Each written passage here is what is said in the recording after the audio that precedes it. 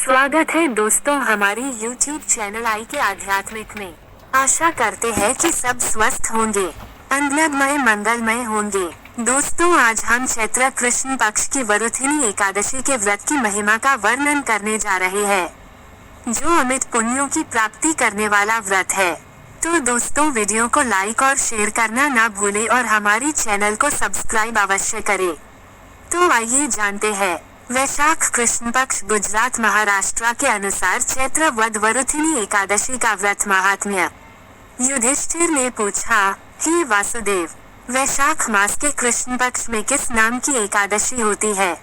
कृपया उसकी महिमा बताइए। भगवान श्री कृष्ण बोले, राजन, वैशाख गुजरात महाराष्ट्र के अनुसार चैत्र कृष्ण पक्ष की एकादशी वरुथिनी के नाम से प्रसिद्ध है। यह श्लोक और परलोक में भी सौभाग्य प्रदान करने वाली है। वरुथिनी के व्रत से सदा सुख की प्राप्ति और पाप की हानि होती है। वरुथिनी के व्रत से ही माधाता तथा धुंधुमार आदि अन्य अनेक राजा स्वर्गलोक को प्राप्त हुए हैं। जो फल 10,000 वर्षों तक तपस्या करने के बाद मनुष्य को प्राप्त होता है, वही फल इस वरुथिनी एकादशी का व्रत रखने मात्र से प्राप्त हो जाता है।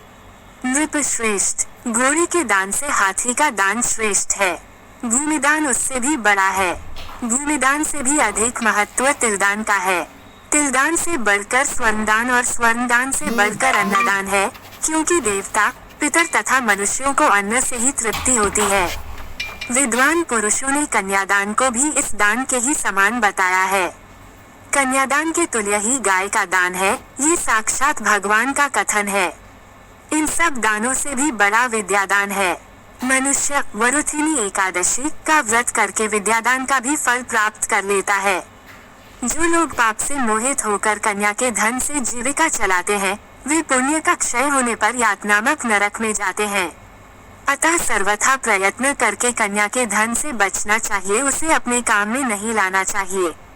जो अपनी शक्ति के अनुसार अपनी कन्या को आभूषणों से विभूषित करके पवित्र भाव से कन्या का दान करता है, उसके पुण्य की संख्या बताने में चित्रगुप्त भी असमर्थ है। वरुथिनी एकादशी करके भी मनुष्य उसी के समान फल प्राप्त करता है। राजन, रात को जागरण करके जो भगवान मधुसूदन का पूजन करते हैं, वे सब पापों से मुक्त हो परम गति को प्राप्त होते हैं।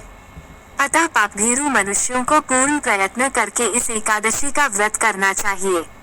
यमराज से डरने वाला मनुष्य अवश्य वरुथिनी एकादशी का व्रत करे।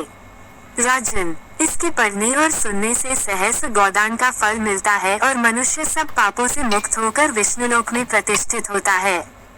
तो दोस्तों इसके व्रत का फायदा अवश्य उठाए और महात्म्य जिसे पढ़ने सुनने मात्र से सहस्त्र गोदान का फल प्राप्त होता है, तो व्रत करने से कितना लाभ होता होगा कल्पना कीजिए।